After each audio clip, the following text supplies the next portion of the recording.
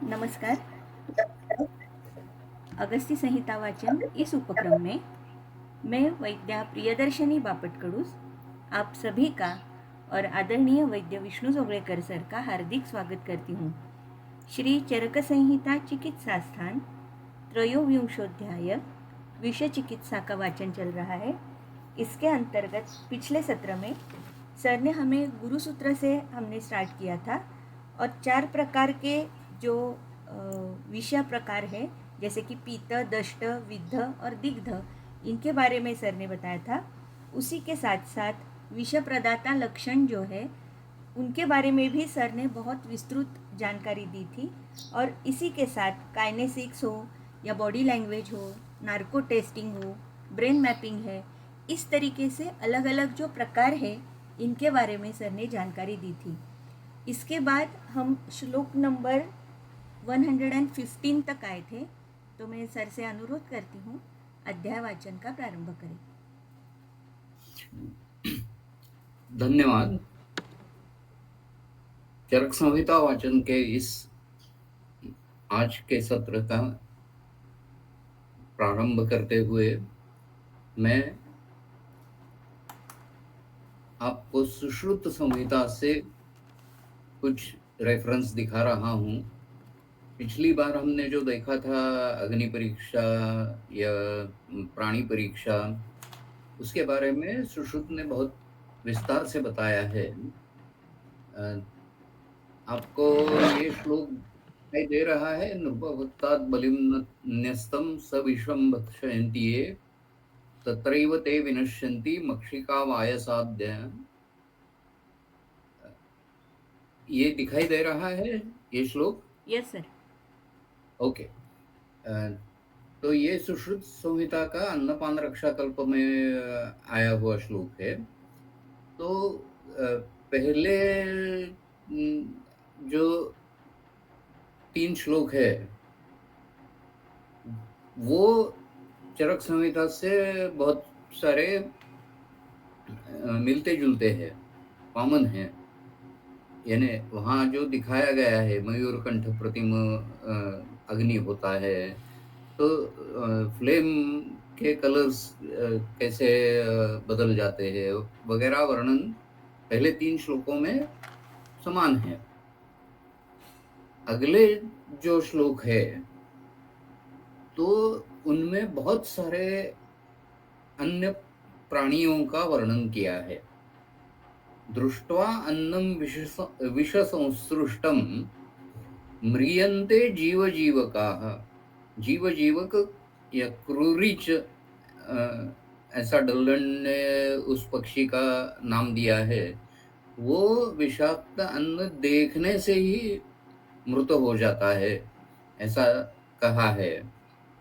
यानी with smallest dose they can be killed. ये जीव जीवक नाम का पक्षी कौन सा है इसके बारे में कुछ ज्ञात नहीं है, वो तो ढूंढना पड़ेगा। क्रूरीच ऐसी लोक भाषा में यहाँ डल्लन जी ने कहा है। वो कौन सा पक्षी है इसका हमें पता नहीं है। कोकिलः स्वरवैकृत्यम, कोकिल का जो पंचम स्वर लगता है उसमें विकृति आती है। क्रौंच स्तु मदमृच्छति, तो क्रौंच पक्षी जो है वो बहका हुआ ऐसा बर्ताव करता है, झूमता है। ऋष्येत मयूरः, यानी मोर को खुशी होती है। एक तरफ जीवजीवक मर जाते हैं और दूसरी तरफ मयूर खुश हो जाते हैं, मोर खुश हो जाते हैं। जैसे बादल गगन में आने पे मोर जैसे खुश हो जाते हैं और डांस करने लगते हैं, उसी तरह विषयुक्त अन्न देखने से मोर नाचते हैं। इसके बारे में तो कल मैंने बहुत कुछ बताया था। ऋष्येत मयूरः उद्विग्नः, ऐसा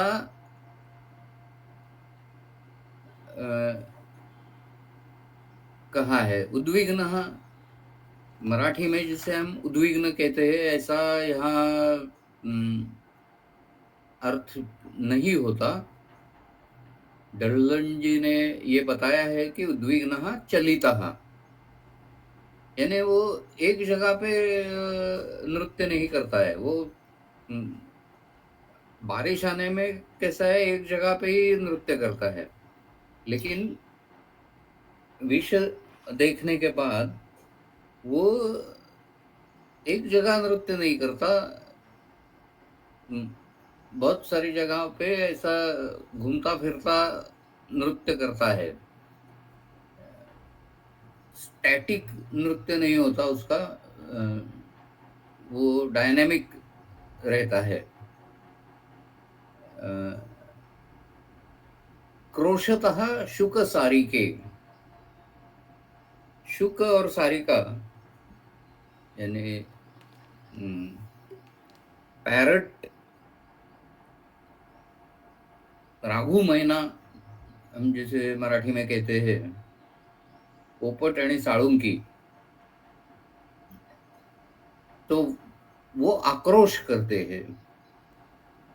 हंसाः क्ष्वेडति च अत्यर्थम, अतिशयेन शब्दायतः। हंस का शब्द बहुत ज्यादा यानी बकबक करता रहता है हंस।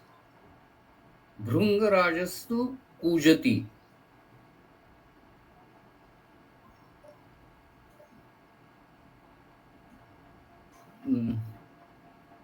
भ्रमरक नाम का ये भृंगराज का अर्थ यहाँ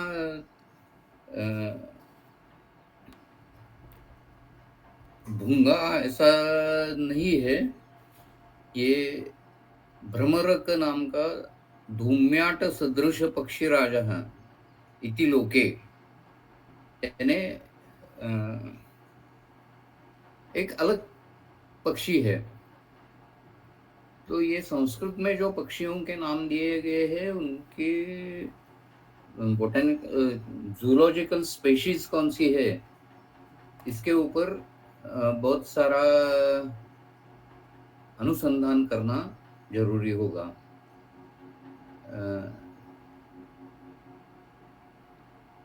तो भृंगराज कूजन करता है।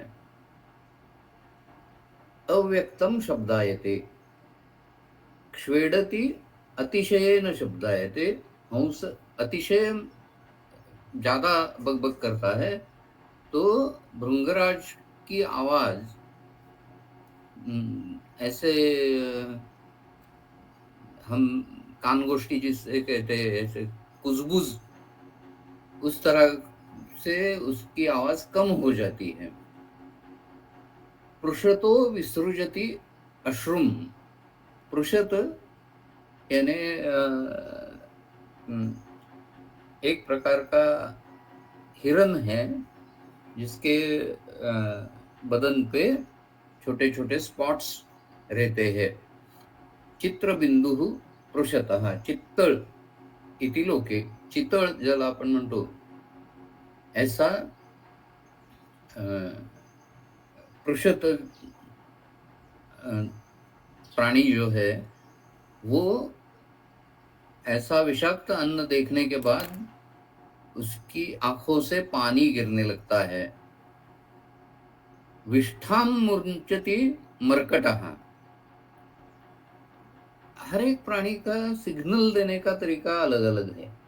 तो ये सिग्नल्स दिए जाते हैं। जैसे ये मरकट है वो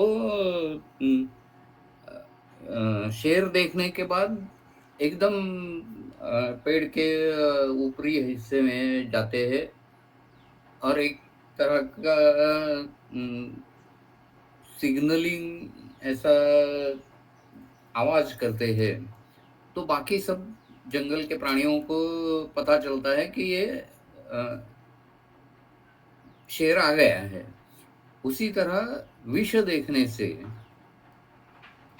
या विषैले प्राणी देखने से इन पक्षियों का और प्राणियों का बर्ताव बदल जाते हैं।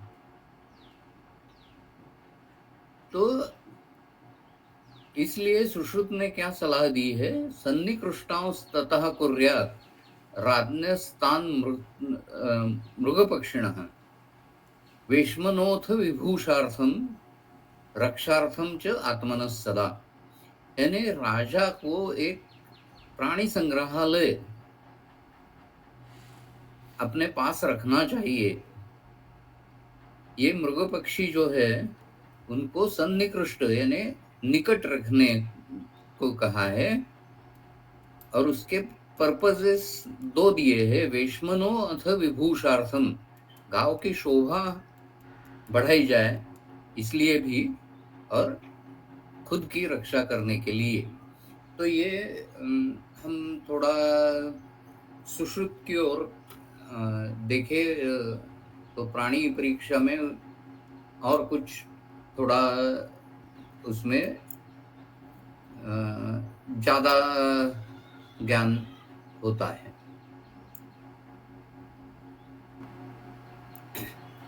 तो अभी हम फिर चरक संहिता की तरफ आते हैं। कल तक हम श्लोक 115 तक आए थे।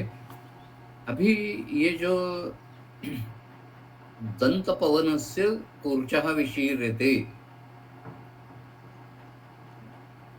दंतौष्ठ मांस शोफश्च, तो अगर दंत पवन को विषाक्त किया गया तो उसके बाल झड़ जाते हैं। कूर्च जो उसका, जिससे दांतों के बीच में का अंतर जो है वो साफ किया जाता है, ऐसा कूर्च यानी ब्रश हेड, वो उसके जो धागे हैं वो निकल जाते हैं, और जहां जहां स्पर्श होता है उस दंत पवन का, वहां दंत ओष्ठ और मांस, दंतौष्ठ दंत मांस,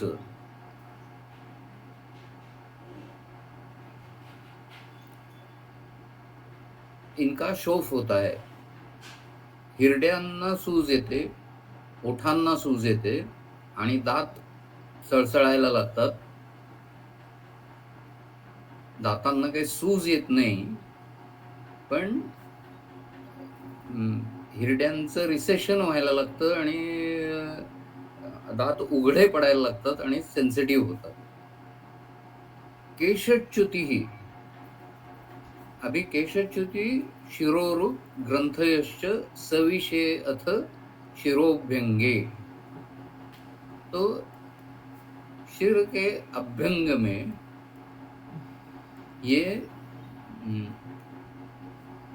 विष अगर मिलाया गया है तो उससे केशच्युति होती है, बाल झड़ जाते हैं, शिरोरुक होती है, या शिरोग्रंथयः सर पे छोटे छोटे पीटी का या बड़ी ग्रंथियां, ऐसा होता है। दुष्टे अंजने अक्षिदाह स्राव अति उपदेह शोथ रागाश्च, अंजन में अगर विष है तो अक्षिदाह आंखों की आग होती है, अक्षिस्राव आंखों से पानी बहने लगता है, अति उपदेह जो आंखों का मल है वो बहुत ज्यादा पैमाने पे आता है, और पूरा ऐसा ब्लेफराइटिस जिसे कहते हैं उस तरह सा का चित्र दिखाई देता है। अति उपदेह, पूरी आँख ऐसे स्रावों से भर जाती है, जो कि घने होते, पानी जैसे नहीं होते, थोड़े स्त्यान ऐसे कफ जैसे होते हैं, उस तरह की जो उपदेह होता है वो बहुत ज्यादा होता है, और अक्षिराग होता है, यानी आंखें लाल हो जाती है। खाद्यैः आदौ कोष्ठः स्पृश्यैस्त्वग्दूष्यगतैः दुष्टैः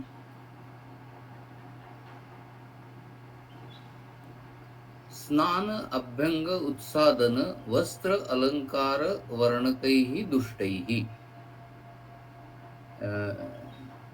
जो खाद्य है उनसे कोष्ठ की दृष्टि पहले होती है, जो स्पृश्य है यानी त्वचा के ऊपर लगाने वाले संसाधन हैं, उनमें अगर विषय है तो त्वचा की दृष्टि पहले होती है। स्नान अभ्यंग उत्सादन वस्त्र अलंकार वर्णकैः दुष्टैः। तो स्नान में विष मिलाया गया है, स्नान के पानी में, या फिर अभ्यंग में विष मिलाया गया है, उत्सादन में जो उपटन लगाते हैं उसमें, वस्त्र में, अलंकार में, वर्णक यानी जिसे हम ब्यूटी प्रोडक्ट्स कहते हैं, वर्ण ज्यादा खुल जाए, ऐसे बहुत सारे ब्यूटी प्रोडक्ट्स सभी आते हैं, तो उनमें खाने की चीजें भी उसमें होती है कि ये खाओ तो आपका वर्ण खुल जाएगा, पी हळद हो गोरी, इस टाइप के जो है उनको भी वर्णक ऐसा ही कहते हैं। तो इनमें अगर विषाक्तता है तो जो पेट में जाएगा उससे कोष्ठ में लक्षण दिखाई देंगे, और जो बाहर ही रहेगा उससे त्वग दूषण, त्वचा के ऊपर लक्षण दिखेंगे। वो कौन से दिखेंगे? तो कंडू, अर्ती, कोठ, पीड़का, रोमोद्गम, चिमचिमा, शोथाः। एते करचरण दाह तोद क्लमाः विपाकाश्च। वो भूपादुका वगैरह से संबंधित है, एते करचरण वगैरह। तो ये स्नानाभ्यंग उत्सादन में जो विषय है उससे कंडू, वर्ती, कंडू, अर्ती, कंडवर्ती ऐसा शब्द जो है उसका विभाजन कंडू और अर्ती, अर्ती यानी दुख, कंडू खुजली आती है, दर्द होता है, कोठ यानी गूज बम्प जिसे कहते हैं उस तरह का त्वचा का अपीयरेंस बदल जाता है, पीड़का, पैप्यूल्स, पुस्टूल्स वगैरह जो स्किन डिसीजेस में वर्णन किए गए हैं, वो सब मैक्यूल्स, पैप्यूल्स, पुस्टूल्स, साइनसेस, इकीमोसिस वगैरह सभी दिखाई देते हैं। रोमोद्गम यानी रोमहर्ष होता है। अभी रोमहर्ष ये एक वैशिष्ट्यपूर्ण लक्षण है जो दोषों का चलन दिखाता है। हम पंचकर्म में जब वमन देते हैं तो वमन द्रव्य देने के बाद अभी वमन शुरू होने वाला है, इसका पता हमें कब लगता है? तो पेशेंट में रोमहर्ष ये लक्षण उत्पन्न होता है, तो उसके बाद उसका वमन शुरू होता है। तो रोमहर्ष इसका मतलब है दोषों का चलन हो गया है, दोष अपने स्थान से निकल चुके हैं। तो ये रोमोद्गम होने के बाद पेशेंट को उल्टी भी हो सकती है या जुलाब भी हो सकते हैं, लेकिन रोमोद्गम इस लक्षण का अर्थ है दोषों का चलन। चिमचिमायन और शोथ ये लक्षण होते हैं। इन सभी लक्षणों के साथ एते करचरण दाह तोद क्लम अविपाकाश्च भूपादका अश्वगज वर्म केतु शयन आसनैहि दुष्टैहि। तो यहाँ जमीन, पादुका, अश्ववर्म यानी घोड़े का खोगीर जिसे हम कहते हैं, सैडल, गजवर्म यानी गज का हाथी के ऊपर जो अंबारी लगाते हैं वो, केतु, केतु यानी उसका अर्थ है जो रथ पे पताका वगैरह लगाते हैं उसे केतु कहते हैं। तो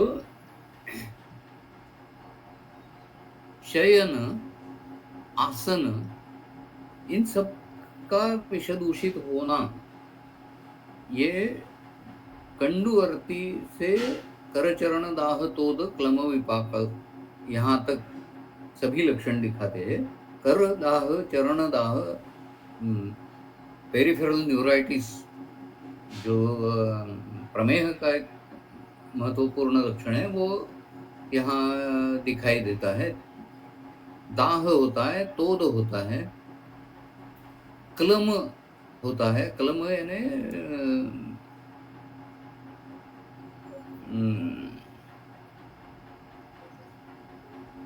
यानी जो कैपेसिटी है उससे बहुत कम काम किया जा सकता है, ऐसी अवस्था को क्लम कहते हैं। यानी ताकत है लेकिन काम करने का उत्साह नहीं है, काम नहीं कर सकते हैं, तो ऐसी अवस्था को क्लम कहते हैं। तो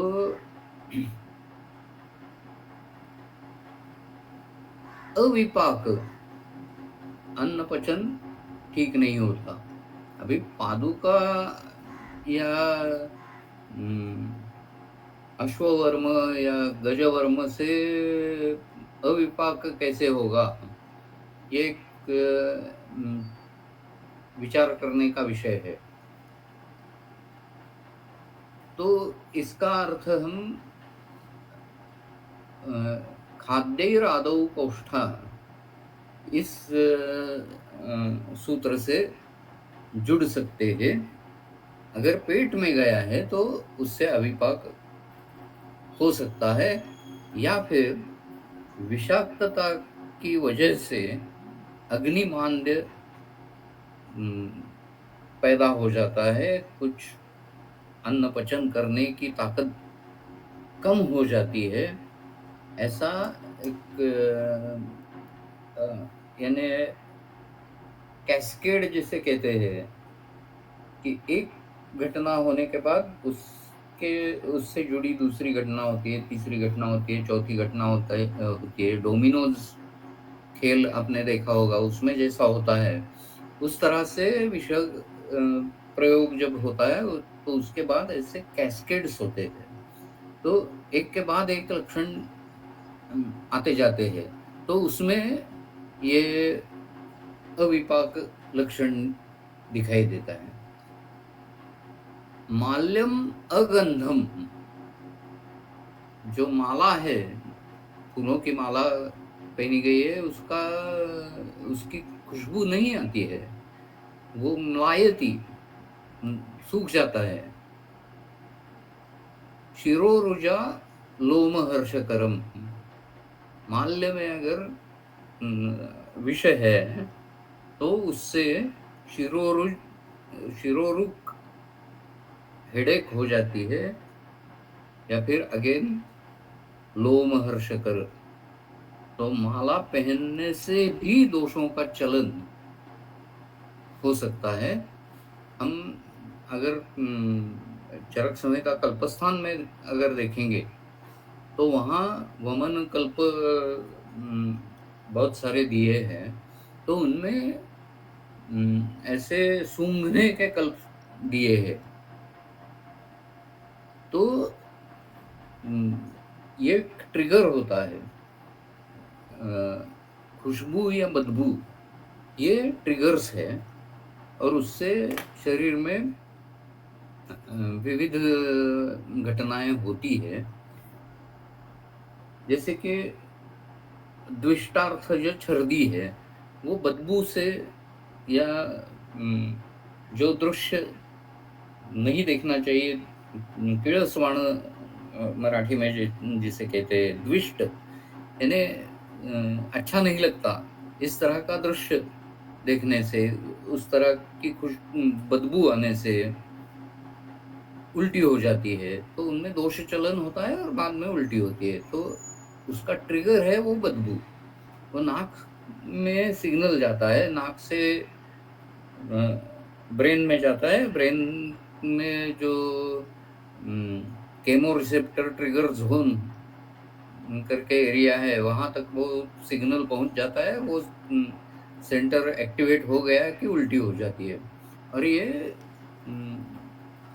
बहुत फास्ट होने वाली प्रक्रिया है। तो ये माल्य से रोमहर्ष, ये बहुत तीक्ष्ण विष का लक्षण है। शिरोरुजा काफी बार हो सकती है, जो स्लो पॉइजन है उसमें शिरोरुजा होगी, लेकिन जो पावरफुल और आशुकारी पॉइजन है उससे लोमहर्ष होगा और बाद में सब कैस्केड शुरू होंगे। स्तंभयति खानी, तभी स्रोतों का स्तंभ हो जाता है। यहाँ खानी ऐसा जो शब्द प्रयोग किया है वो हमें ज्यादातर महास्रोतस में दिखाई देता है। जो पेरिस्टाल्टिक मूवमेंट के साउंड्स है वो बंद हो जाते हैं, अलसत जैसी परिस्थिति हो जाती है। स्तंभयति खानी नासाम उपहंति दर्शनम च धूमः, तो ये सब धूम के विशेष लक्षण है। धूम से स्तंभयति खानी, सांस लेने में भी तकलीफ हो सकती है, प्राणवायु स्रोतस का स्तंभ हो सकता है, गले का स्तंभ हो सकता है, यानी पैरालिसिस ऑफ वोकल कॉर्ड्स जो इमरजेंसी कंडीशन है, वो धूम से, एरोसॉल पॉइजनिंग से या एयरबोर्न पॉइजनिंग से होता है, जिसका सबसे बड़ा उदाहरण हमने देखा है वो 1984 में भोपाल स्थित जो बैटरी की फैक्ट्री थी, वहां से मेथिल आइसोसाइनेट नाम के गैस का लीक हुआ था, और उस लीक से बहुत सारे लोग मर गए थे। वो भोपाल गैस कांड नाम से ये घटना प्रख्यात है। तो वहाँ ये पैरालिसिस ऑफ वोकल कॉर्ड, ये लक्षण भी वहाँ दिखाई दिया था। नासाम उपहंती, नाक बंद हो जाता है, नाक से गंध आना बंद हो जाता है, ये सब धूम से हो सकता है। दर्शनम हंती, आँखों में धूम का परिणाम तो होता है, धुआँ ज़्यादा होता है तो आँखों से पानी आने लगता है। और ये इसकी पहुँच ब्लाइंडनेस तक भी जा सकती है, क्योंकि धूम में जो सस्पेंडेड पार्टिकल्स है वो अगर इरिटेंट है तो उससे कॉर्नियल अल्सरेशन हो सकता है और बाद में ब्लाइंडनेस भी आ सकता है। कूप तडागादि जलम दुर्गंधम सकलुषम विवर्णम च पीतम श्वयथुम कोठान पीडकाश्च करोति मरणम च। जो अ, टंकी में या कुएं में या छोटी झील में जो पानी है, यानी उसको आउटलेट दूसरा नहीं है, ऐसे किसी भी जलाशय में अगर विष मिलाया गया है या कालवशात, यानी प्रावरुट ऋतु में विष समान, जल विष समान होता है, ऐसा वर्णन है सुश्रुत में।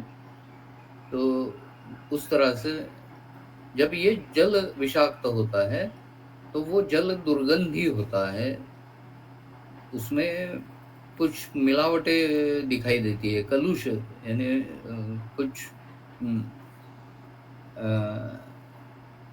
गाढ़, जिसे अपन जिसे हम गाढ़ कहते हैं, वैसे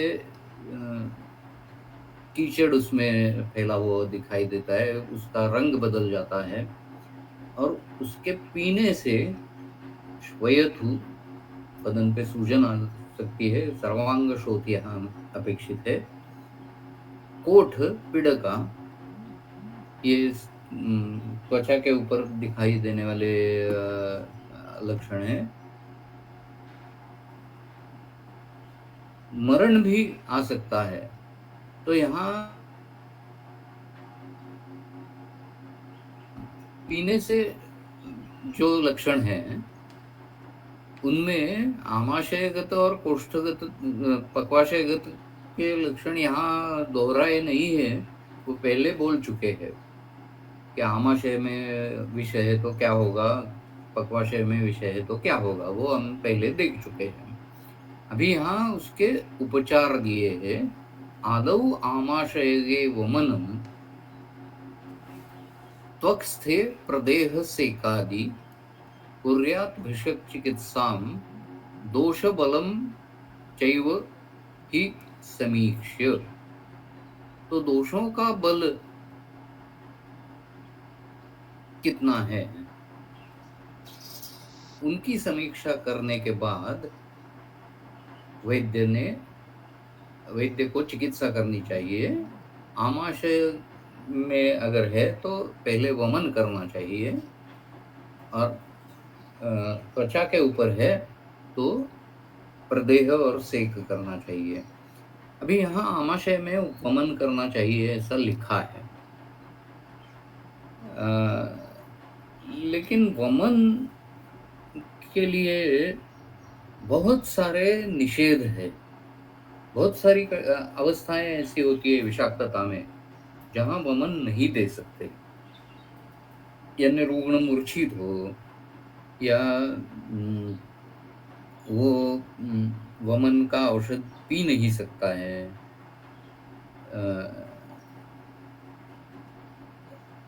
या फिर जो विष पिया है वो करोसिव हो, यानी एसिड हो या अल्कली हो, इस तरह के तेज तर्रार विष होते हैं, उनसे पूरा आमाशय जल जाता है।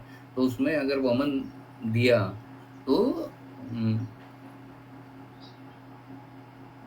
वहाँ छेद हो सकता है, परफोरेशन हो सकता है, और परफोरेशन से आदमी एकदम आईसीयू में भेजने लायक हो जाता है। तो वमन देना इतना आसान नहीं है।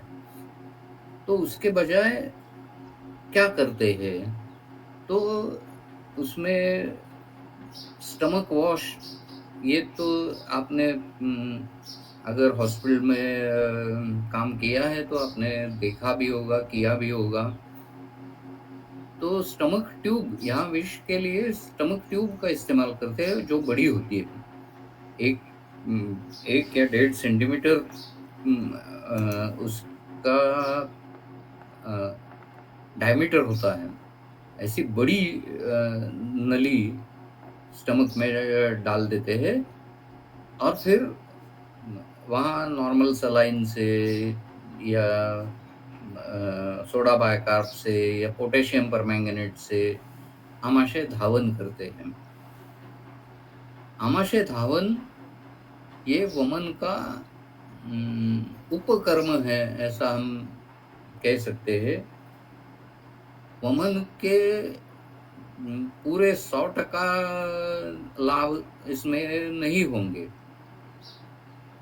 यानी दोषों का निर्हरण यह शायद संभव नहीं होगा, लेकिन जो विष पेट में है उसका निर्हरण हो सकता है। छोटे बच्चों में हम राइल्स ट्यूब का इस्तेमाल करते हैं या स्टमक ट्यूब का इस्तेमाल, छोटे स्टमक ट्यूब राइल्स ट्यूब का इस्तेमाल कर सकते हैं। वो इमरजेंसी ट्रीटमेंट में आपको वो कैसे इस्तेमाल करना है, उसकी लेंथ कितनी होनी चाहिए, वो कितना अंदर जाना चाहिए, वो आमाशय के 2 हिस्से, जो 2 एंड्स है, पाइलोरिक एंड और गैस्ट्रिक एंड, इसोवेजियल एंड, तो इन दोनों के बीच में उसका मुंह रहना चाहिए। तो उसके लिए लेंथ कितनी है, वो ओरल ट्यूब इस्तेमाल करना है या नेजल ट्यूब इस्तेमाल करना है, वो इमरजेंसी मेडिसिन में आप सीख सकते हैं। त्वचा में प्रदेह सेक वगैरह सब चिकित्सा हम कर सकते हैं। ये सब इति मूल विषय विशेषाः प्रोक्ताः, यानी ये सब स्थावर विषय के बारे में कहा गया है। तो स्थावर विषय केवल ऐसा पेय नहीं है और सिर्फ मुंह में जाने से विषबाधा होती है, ऐसा नहीं है। तो बहुत सारी तरीकों से ये विषबाधा हो सकती है। यहाँ बहुत सारे चीज़ों का वर्णन भू पादुका अश्व गज चर्म केतु शयन आसनैः दुष्टैः इत्यादि का वर्णन किया है। तो सुश्रुत संहिता में उनकी एक लिस्ट बताई गई है।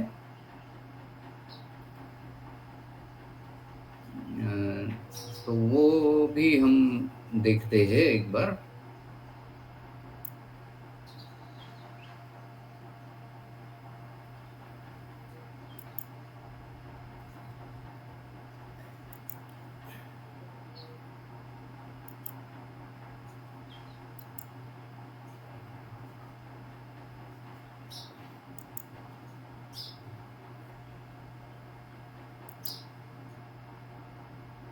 ये सुश्रुत संहिता का ये फेमस श्लोक है, ये लोग सेकंड ईयर में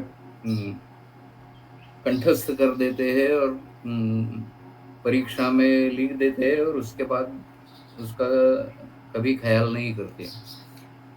तो ये एक महत्वपूर्ण श्लोक है। अन्ने पाने दंत काष्ठे तथा अभ्यंगे अवलेखने, यानी जो केश प्रसादन साधन होता है, फणी या कंगवा, कॉम्ब, उसे अवलेखन शब्द दिया है। उत्सादने कषाये च परिषेके अनुलेपने स्रक्षु वस्त्रेषु शय्यासु कवच आभरणेषु च पादुका पादपीठेषु पृष्ठेषु गजवाजिनां विषजुष्टेषु चान्येषु नस्य धूम अंजनादिषु, इन सभी का लक्षण अलग अलग बताया गया है सुश्रुत संहिता में। वहाँ हम जानने वाले नहीं हैं क्योंकि हमारा विषय चरक संहिता का वाचन ऐसा है, तो हम चरक संहिता में ही आगे बढ़ेंगे। तो आगे जो शुरू होता है वो स्थावर विष का हो गया, तो अब आगे होने वाला है वो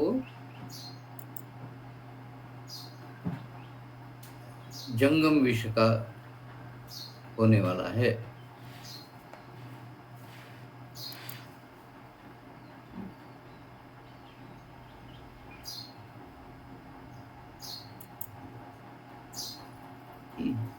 शृणु जंगमस्य अतः सविशेष चिकित्सितम् एव आदौ तत्र उच्यते तु सर्पाणाम।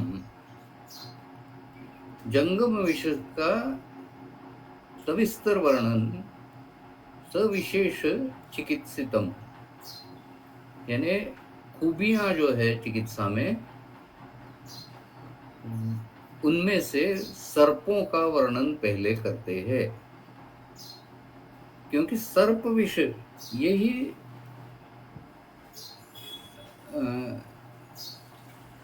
विष पुराने जमाने में जब आदमी आदिवासी था, गुहाशाही था, तब भी और खेती में भी सबसे ज्यादा भय अगर होता था तो वो विषैले सांपों का होता था। इतना कि 1700 में से सिर्फ 4 स्पीशीज विषैले है, बाकी 7-8 स्पीशीज अर्धविषारी कहते हैं, निम्न विषारी कहते हैं, इस तरह के हैं, और बाकी के सब निर्विष है। फिर भी सांप कहा तो पहले नाग फना, उसकी फना सामने आती है। उसके बहुत सारे मंदिर है, सर्पों की पूजा की जाती है, यानी रेवरेंस है और भय भी है। यानी सांपों के प्रति हमारा दोहरा एटीट्यूड होता है। हम भयभीत होते हैं, लेकिन उनकी ताकत और उपयुक्तता को भी पहचानते हैं। तो इन सांपों का वर्णन जंगम विष में सबसे पहले आता है। इह दर्वीकरः सर्पो मंडली राजिमान इति। तो 3 तरह के सांपों के क्लासेस का वर्णन यहाँ किया है। दर्वीकर यानी जिसको फणा हो, दर्वी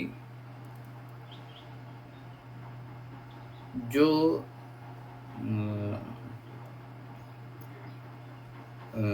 यानी सांप के जो सर्वाइकल वर्टिब्रे होते हैं, तो उन जो परिसर है उसमें वो फैल जाता है।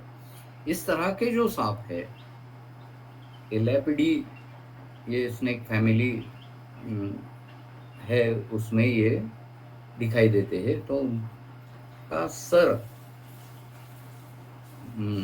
घूमते वक्त फैल नहीं जाता है, लेकिन वो दंश करने के लिए जब तैयार हो जाता है तो उसका सर बहुत चौड़ा हो जाता है। तो ऐसा सर्प जो है उसे दर्वीकर कहते हैं।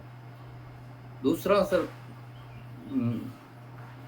वर्ग कहना चाहिए। दूसरा सर्प है मंडली। मंडली यानी जिसके शरीर के ऊपर मंडल जैसे चिन्ह होते हैं। उसके स्केल्स इस तरह से अरेंज्ड है कि वैसे मंडल दिखाई देते हैं। वो बहुत सारे स्केल्स से बनते हैं।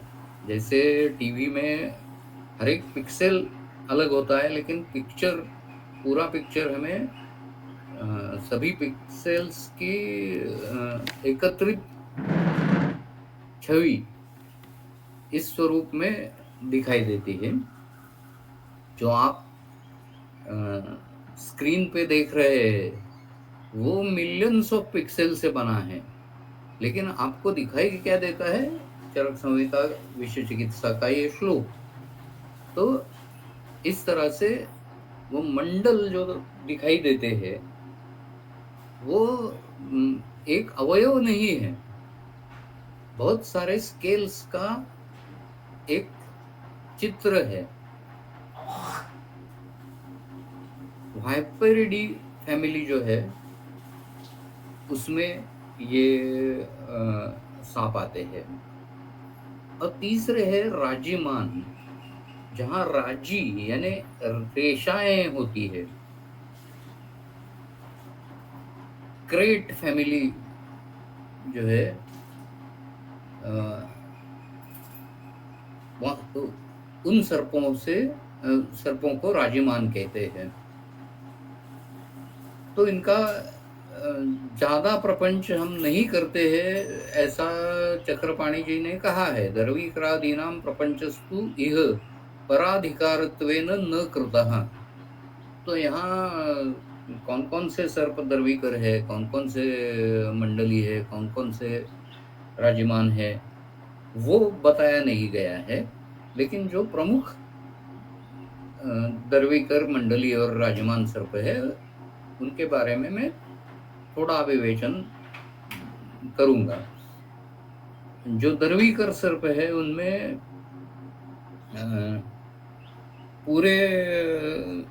पूरी दुनिया में देखा जाए तो बहुत सारे दर्वीकर सर्प है। सबसे ज्यादा वैसे भारत में और इंडोनेशिया में है। ये उनमें कॉमन कोबरा ये सबसे अधिक पाई जाने वाली प्रजाति है, जिसे किंग कोबरा कहते हैं। वो एक अलग तरह की प्रजाति है जो बहुत बड़ी होती है। जो कॉमन कोबरा होता है वो 8 फीट 10 फीट तक लेंथ होती है। किंग कोबरा 15 16 20 फीट तक लंबा रहता है। उतना ही उसका डायमीटर भी ज्यादा रहता है, बॉडी बड़ी रहती है। किंग कोबरा जो है वो उसका लैटिन नेम है ओफियोपैगस हैना, यानी वो दूसरे सांपों पे उपजीविका करता है। उसका मुख्य खाद्य है दूसरे सांप। और आदमी या बाकी किसी प्राणी के पास नहीं जाता है, उसको दंश नहीं करता है। लेकिन उसको अगर उकसाया गया तो उसका दंश बहुत ही जबरदस्त होता है। यानी जो सर्पविष का फैटल डोज है वो अगर देखा जाए तो किंग कोबरा के एक दंश में 10-12 आदमियों के लिए काफी होगा, इतना जहर होता है। कॉमन कोबरा में 3-4 आदमी मर सकते हैं, इतना जहर होता है। यानी एक आदमी तो मरने वाला है ही अगर उसको सही चिकित्सा नहीं मिली तो कोबरा और किंग कोबरा ये दर्वीकर सर्पों में से प्रमुख सर्प है। मंडली सर्प जो है उनमें रसेल स्वाइपर, घोणस जिसे कहते हैं मराठी में, वो रसेल स्वाइपर और सॉ स्केल्ड वाइपर जिसे हम फुरसे कहते हैं, फुरसा। तो ये दोनों मंडली सर्प है। इनके शरीर के ऊपर ऐसे मंडल दिखाई देते हैं। सॉ स्केल्ड वाइपर होता है, वो छोटा होता है, 2 फीट 3 फीट इतना छोटा रहता है। रसेल स्वाइपर घोणस वो 7-8 फीट लंबा हो सकता है। ये रसेल स्वाइपर यानी वाइपर फैमिली का एक वैशिष्ट्य ऐसा है कि वो उनको प्रोवोकेशन नहीं लगता है। वो खुद से आक्रामक हो जाते हैं। जो पित्त प्रकोपक तरह के सर्प है, वो उनका रवैया भी बहुत पैतृक आदमी जैसा, पित्त प्रकृति आदमी जैसा रहता है। अनप्रोवोक्ड अटैक, ये उसका सबसे बड़ा लक्षण है। तो ये मंडली सर्प होते हैं। ये रसेल स्वाइपर किंग कोबरा के ये कॉमन कोबरा की तरह विषैला है, यानी 4 एक आदमियों को मार सके इतना विष छोड़ जाता है एक दंश में। और उसको प्रोवोकेशन नहीं लगता है। जो वो दर्विकर सर्प है, वो प्रवोक हो जाते हैं तब भी दंश करते हैं, अन्यथा दंश नहीं करते। तीसरा ग्रुप जो है वो है राजिमान।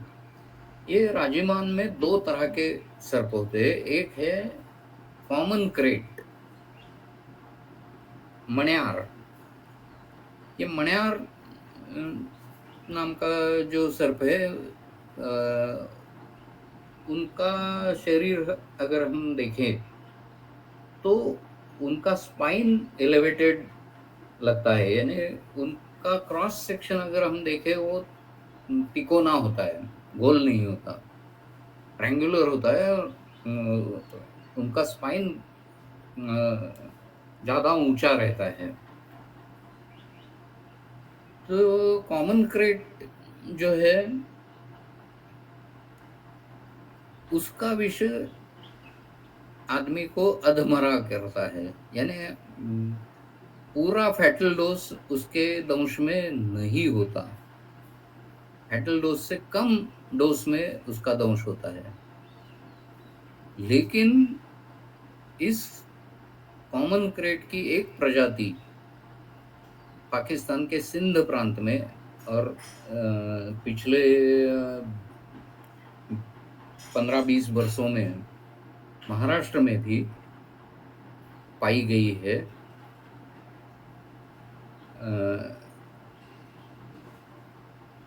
वो बिल्कुल फैटल है, उसके ऊपर कोई दवा नहीं है। 100% फैटेलिटी वाली ये वैरायटी है। उसके ऊपर हमने कुछ औषधियों का एनिमल एक्सपेरिमेंट भी किया था। उसके लिए उस सर्प का विष मिलना भी बहुत मुश्किल हो गया था। लेकिन जो अकुर्डी को सर्पोद्यान है, वहाँ वो बंगारस सिंडेसिस सिंध प्रांत में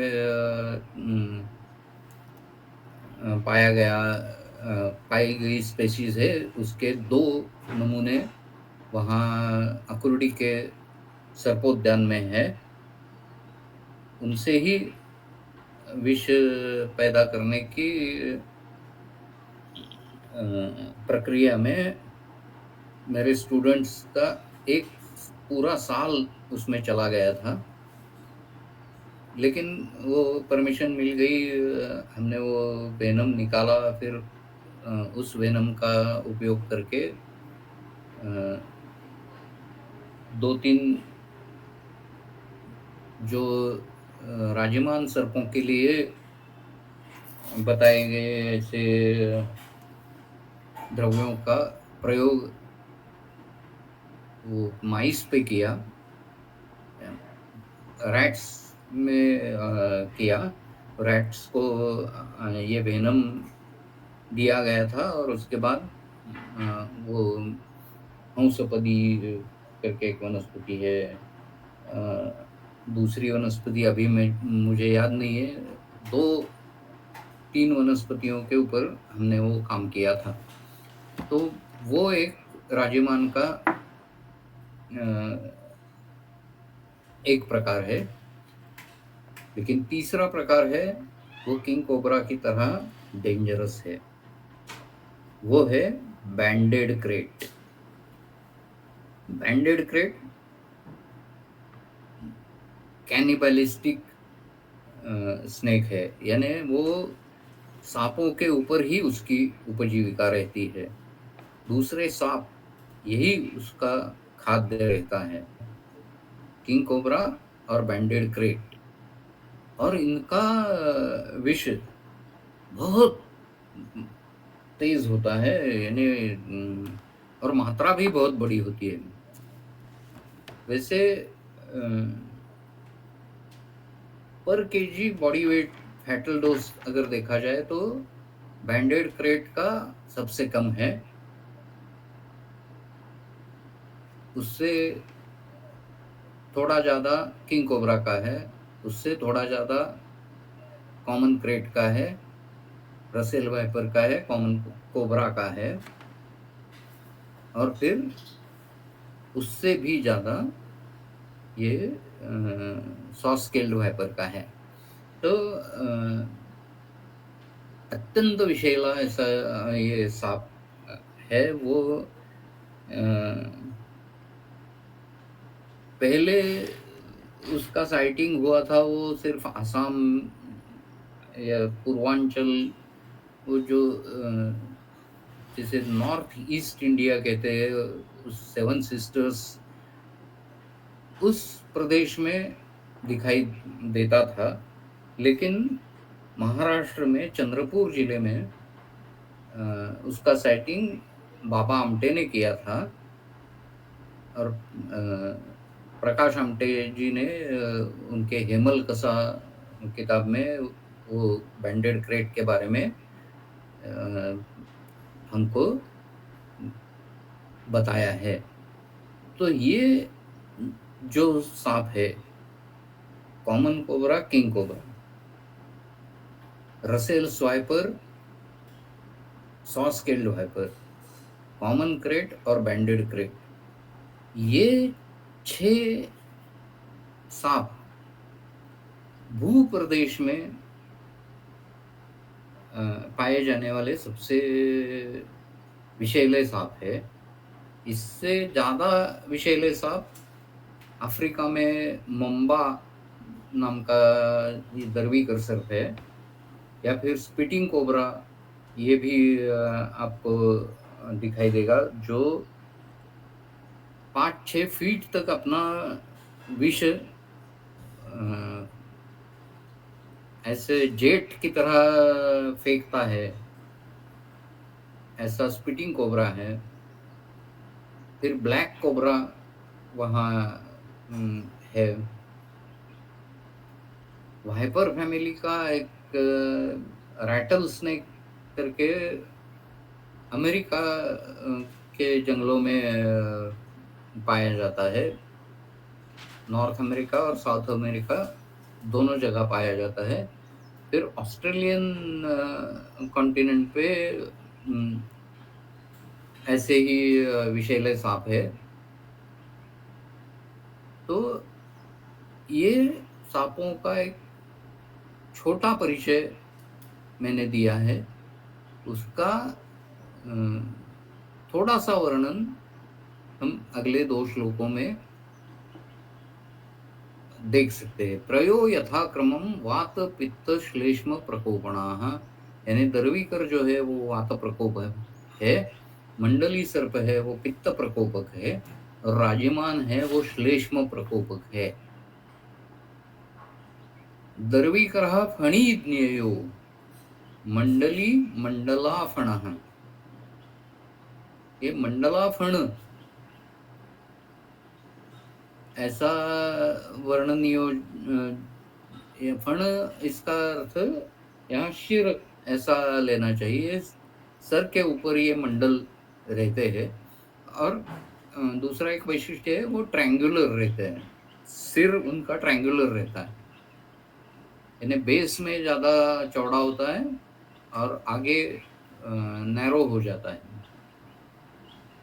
बिंदु लेख विचित्रांगः पन्नगः स्यात्तु राजिमान्। अभी आगे बढ़ने से पहले मैं सिर्फ एक बात बताना चाहता हूँ कि इन सांपों की मिमिक्री करने वाले सांप भी बहुत है। यानी कोबरा, कॉमन कोबरा जैसा दिखने वाला, रैट स्नेक जिसे कहते हैं, धामण जिसे कहते हैं, वो निर्विष सर्प है, लेकिन वो दिखने में नाग जैसा होता है। या फिर सैंड बोआ नाम का जो एक सांप है, वो रसेल वाइपर जैसा दिखाई देता है। अजगर रसेल वाइपर जैसा दिखाई देता है। अजगर ज्यादा बड़ा होता है, लेकिन रसेल वाइपर अजगर से छोटा रहता है।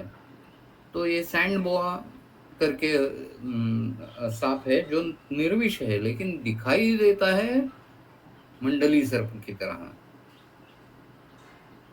तो ये छद्मचर सर्प दुनिया में है, जो अपने भक्ष्य को भयभीत करने के लिए असली विषैले सांपों की तरह बर्ताव करते हैं, लेकिन वो विषैले नहीं होते। तो ये कैमोफ्लाज या मिमिक्री, ये हमें सांपों की दुनिया में बहुत देखनी पड़ती है। तो कभी भी सांप का आइडेंटिफिकेशन आपको करना है तो हर्पेटोलॉजिस्ट जो होते हैं उनसे करवा लीजिए, या सर्प मित्र, हर एक जगह आजकल सर्प मित्रों के मोबाइल नंबर्स भी आपको मिलते हैं, तो वो सर्प मित्रों से पहचान करवा लीजिए, क्योंकि 100 में से 97% दंश निर्विष सर्पों के होते हैं, 3% विषैले सर्पों के होते हैं। तो पैनिक होने की जरूरत नहीं है, लेकिन जो विषैले हैं उनके बारे में बहुत जल्दी से कार्रवाई करनी पड़ती है। तो मेरा ख्याल है आज हम यहाँ रुकते हैं, क्योंकि अभी समय हो चुका है। अगली बार हम 126 नंबर के श्लोक से शुरुआत करेंगे। ओके? यस सर, बहुत बहुत धन्यवाद। ये सांपों के बारे में जितनी जानकारी इतनी हमें नहीं थी, बहुत ही डिटेल में आपने ये जानकारी दी है, तो सच में बहुत बहुत धन्यवाद। किसी को अगर कुछ प्रश्न है तो डायरेक्टली पूछ सकते हो, और अगर नहीं है तो आज के सेशन के लिए हम यहीं पर रुक रहे हैं। सभी का बहुत बहुत धन्यवाद।